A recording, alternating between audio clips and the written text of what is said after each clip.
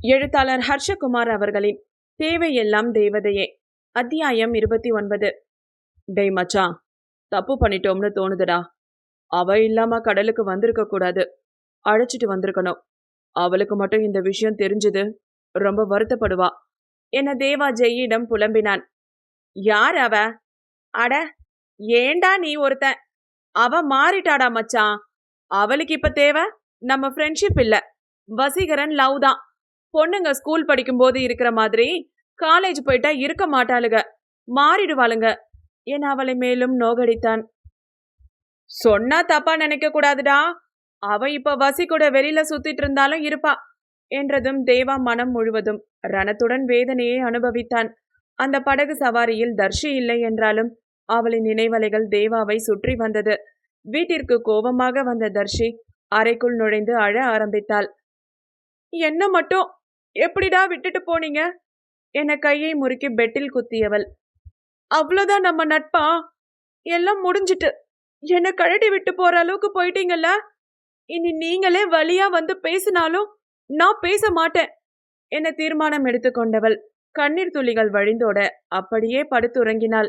தேவா தர்ஷியின் வீட்டிற்கு வந்தவன் தாழிடப்படாத அவள் அறைக்குள் நுழைந்திருந்தான். அவள் முகத்தை உற்று பார்க்க கண்ணீர் வழிந்த நீர்க்கோடுகள் அப்படியே இருக்கவும் உறங்கும் அவள் நெற்றியில் குனிந்து முத்தமிட்டவன் அடுத்து அவளின் குண்டு கன்னங்களிலும் முத்தமிட்டு கண்கள் முழுதும் காதலோடு அவளை பார்த்திருக்க தர்ஷியும் கண்கள் விழித்தாள். அவள் முகத்தின் அருகே நெருக்கத்தில் நின்ற தேவாவின் முகத்தை பார்த்தவள் சட்டென எழுந்து அவனின் கழுத்தில் தன் கைகளை மாலையென போட்டவள் உதட்டில் மென் புன்னகை சிந்தி, தேவா வந்துட்டியா? எதுக்கு என்ன விட்டுட்டு போன? சிறு குழந்தை போல் உதடு பிதுக்கி கேட்கவும் தேவாவிற்கு அவளை அப்படியே அள்ளி கொஞ்ச தோன்றியது. அவளின் இடுப்பில் கை வைத்து இறுக்கி அணைத்து கொண்டவன், எங்கடி போவ? உன்னை விட்டுட்டு எனக்கு எப்பவுமே நீதாண்டி உலகம். நீ என் தேவதடி. நீயே என்ன போடான்னு சொன்னாலும் உன்னை அவ்வளோ சீக்கிரம் விட்டுட்டு போக மாட்டேன். மரணத்தால மட்டும்தான் நம்மள பிரிக்க முடியும்னு நினைச்சேன். அந்த மரணமே போய் உன் தேவதை கூட வாழுன்னு என்னை உன்கிட்ட அனுப்பி வச்சுட்டு இனி நமக்குள்ள பிரிவே இல்லடி என்றவன், நீயும் என்ன விரும்புறதான என கேட்க தர்ஷி சிறிதும் யோசிக்காமல் ஆமா என்றாள்.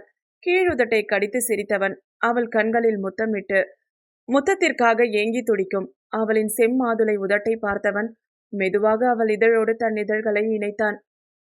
இருவரின் இதழ் முத்தங்களும் இதய துடிப்பும் ஒன்றாக இணைந்த வேளையில் தர்ஷிக்கு அடிவயிற்றில் உணர்வுகள் ஊற்றெடுக்க சட்டென அவனின் பின்தலையை பிடித்து வருடினாள். ஒரே இதழ் முத்தத்தில் அவள் மீதான ஒட்டுமொத்த காதலையும் புரிய வைத்து விட்டான் தேவா. தீரா அந்த இதழ் முத்தம் போன் சத்தத்தில் பாதியில் நின்றது. திடுக்கென கனவு கலைந்து எழுந்து மூச்சு வாங்க அமர்ந்தாள் தர்ஷி. வியர்த்து போய் எழுந்தமர்ந்தவள் உடல் சில்லிட்டு போயிருந்தது. விழிவிரித்து அதிர்ச்சியில் இருந்தவள், என்ன கனவுடா இது? சே, வர வர ரொம்ப கெட்ட பொண்ணா போயிட்டோம். எப்படி என் தேவாவ போய் இப்படி? சே, அவனுக்கு தெரிஞ்சா என்னை பத்தி என்ன நினைப்பா என தன்னையே அசிங்கமாய் உணர்ந்தவள் எழுந்து சென்று முகம் கழுவி விட்டு வந்தமர்ந்தவள் கனவை பற்றி யோசித்தவள் தன் உதடுகளில் கை வைத்து பார்க்க அவளையும் மீறிய வெட்கம் புதிதாக பிறந்தது. உதட்டில் புன்முறுவல் பூக்க கனவில் அவன் கொடுத்த முத்தம் நிஜத்தில் நின்று பேசியது. உதடுகள் என்னவோ அவன் மென்மையான முத்தத்தை உண்மையாகவே அனுபவித்ததை போல குறுகுறுக்க உதட்டை விரலால் தடவியபடி இருந்தாள். என்னதான் தவறு என தோன்றினாலும் தன் கனவை கலைத்த அந்த செல்போனின் மீது ஆத்திரம் வந்து போனது. முத்தம் கொடுத்தது கனவுதான், ஆனாலும் அவன் கண்கள் பேசிய காதல் பாஷை உண்மை. நேரில் அந்த காதல் நிறைந்த கண்களை 3 முறை நெருக்கத்தில் பார்த்து உணர்ந்திருக்கிறாள். என்னவாக இருக்கும் என குழப்பத்தில் இருந்தவளுக்கு காதலாக இருக்குமோ என்ற எண்ணம் தோன்றாமல் இல்லை. மீண்டும் செல்போனின் ஒலி கேட்க சுயத்திற்கு வந்தவள் யாரென எடுத்து பார்த்தாள். ஷில்பா தான் அழைத்திருக்க. அடச்ச, மூதேவி எப்ப பார்த்தாலும் தொல்லை பண்ணிக்கிட்டு. பற்களை கடித்து கடுப்புடன் போனை எடுத்தவள், சொல்லு மூதேவி, எதுக்கு போன் அடிச்சு தொல்லை பண்ற என கேட்க, ஹோ டேர் யூ, என்ன பார்த்தா மூதேவி மாதிரி இருக்கா? நீதாண்டி எரும மாடு என ஷில்பா பதிலுக்கு திட்ட. சரி மலமாடு, எதுக்கு இப்ப போன் பண்ணன அத சொல்ல என காதை குடைந்து கொண்டாள். ஏய் சீ, நீ எவ்வளோ சீப்பா பிஹேவ் பண்ற? உன்னை எப்படி இந்த வசி லவ் பண்றா? அருவருப்பா இருக்கு. என்ன துப்ப தர்ஷிக்கு கோபம் பொத்து கொண்டு வந்தது. ஏய் சீ, வாய மூடுடி. என்ன பாத்ரூம்ல வச்சு பூட்னியே நாயே, நீதாண்டி சீப். உன்கிட்ட எனக்கு என்ன பேச்சு? நான் அன்னைக்கு அவ்வளோ மிரட்டியும் நீ வசி கூட சுத்துறனா என்ன அர்த்தம்? நாங்க லவ் பண்றோம்னு அர்த்தம். நான் அப்படிதான் அவன் கூட சுத்துவேன். வேணும்னா சாம்பிள் ஸ்டேட்டஸ்ல போடுறேன், அதை பார்த்து உன் வயிறு எரியட்டும் என்ன சொல்லவும் ஷில்பாவிற்கு அது மேலும் மாத்திரத்தை மூட்டியது. ஏய், அடங்க மாட்டியா? நீ கண்டிப்பா வருத்தப்படுவ. வருத்தப்பட வைப்பம் பாரு என்ன பல்லை கடிக்க. சரிதான், மூடிட்டு வைடி என அசிங்கமாய் திட்டுவிட்டு போனை வைத்து விட்டாள் தர்ஷி. சினம் கொண்ட சிங்கம் போல் பெருமூச்சு விட்ட ஷில்பா அடுத்த திட்டத்தை யோசித்திருந்தாள்.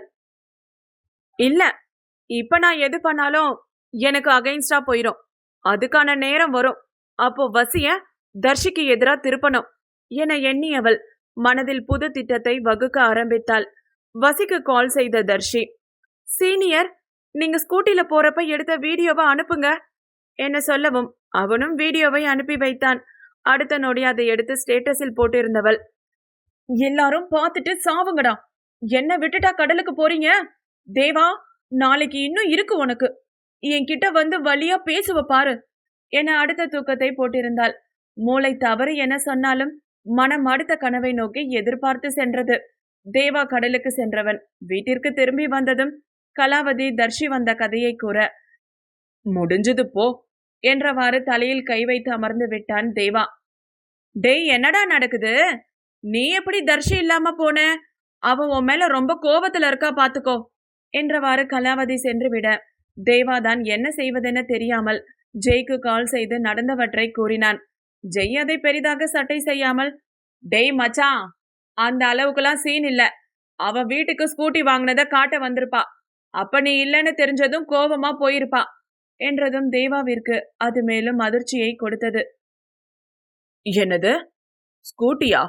வாயை பிளந்தான். ஆமா, ஸ்கூட்டியே தான். இப்படியே ஷாக்காகி கோமாவுக்கு போயிராத.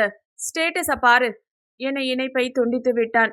தேவா உடனடியாக வாட்ஸ்அப்பை திறந்து தர்ஷியின் ஸ்டேட்டஸை பார்க்க அதில் அவள் ஸ்கூட்டியின் பின்னால் வசியை ஏற்றிக்கொண்டு ஓட்டும் வீடியோ இருக்க கீழே டிரைவிங் வித் மை லவ் என்ற வாசகமும் எழுதியிருந்தாள்.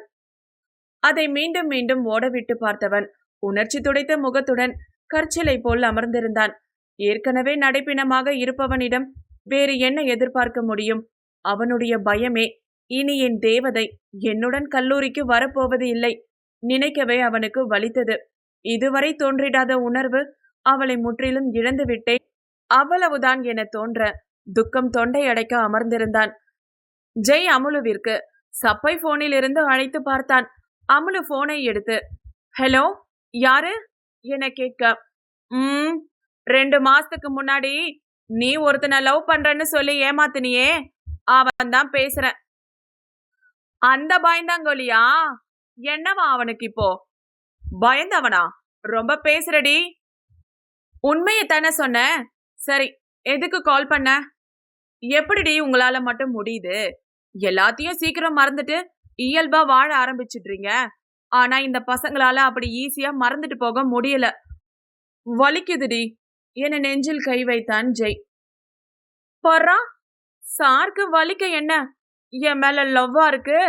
ஏதோ லவ் வச்சு அது ஃபெயிலியர் ஆன மாதிரியே பேசுறீங்க என்ன சிரித்தபடி அமுலு கேட்க, லவ் தாண்டி.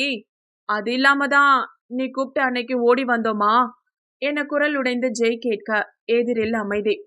உன் மனசாட்சியை தொட்டு சொல்லு, உன்னை லவ் பண்றேன்னு உனக்கு தெரியாது? சொல்லுடி. எனக்கு என்னப்பா தெரியும்? உன் மனசுல இருக்கிறத நீதானே என்கிட்ட சொல்லணும். தெரியாதது போல் நடித்து பேசினாள். தெரியாது? ரைட்டு, விடு. இப்ப என்ன சொல்ற? மறுபடியும் என்கிட்ட பேசுவியா மாட்டியா? அன்னைக்கு நடந்ததுக்கு நீ என்ன சொல்ற? உன் ஃப்ரெண்டு முன்னாடி அவளுக்காக என்னை அடிச்சல்ல என பதிலுக்கு அவளும் கேட்டாள். சாரி, இனி யாருக்காகவும் உன்னை விட்டு கொடுக்க மாட்டேன். Promise. At the same time நீயும் அவங்கள பத்தி இனி பேசக்கூடாது. என்ன, ஓகேவா? நான் ஏன் அவளை பத்தி பேச போறேன்? அவ என் வழியில குறுக்க வராம இருந்தா சரி என்றாள் பதிலுக்கு. இனி அவ நம்ம விஷயத்துல வரமாட்டா. வந்தா நான் பேசிக்கிறேன். சரி, அப்ப சொல்லு. இன்னும் என்னடி சொல்லணும்? ம். அவ்ளோதானா? இன்னும் நீங்க எனக்கு ப்ராப்பரா ப்ரப்போஸ் பண்ணல சார். ஓ! ஆமால்ல. ஐ லவ் யூ அமுலுக்குட்டி என மனதார அவளிடம் தன் காதலை சொல்ல, அமுலுவிற்கு உள்ளுக்குள் பட்டாம்பூச்சி பறக்க, சிரித்தபடி, நானும் ஐ லவ் யூ என்றாள்.